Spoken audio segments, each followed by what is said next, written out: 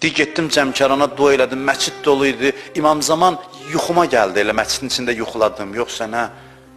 Dedim, ağa gör nə qədər adam gəlib məscidində dua edir, ibadət edir. Vaxtı çatmayıb mı gələsən?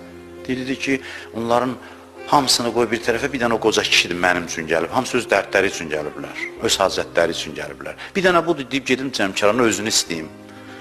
Allaha and olsun, onun özünün də ən mühüm məsələsi öz zuhurudur. Onun özünün ən mühüm məsələsi özünün zuhur eləməsidir. Çünki sən bir dənə ata olanlar var da, məni dinləyənlərin içində, valideyn olanlar var. Bir şüşənin arxasından valideyn baxır, uşaq atasını görmür, ata uşağı görür. Görür ki, onu döyürlər, vururlar, əziyyət verirlər, görür vəziyyəti pisdir, heç nə eləyə bilmir.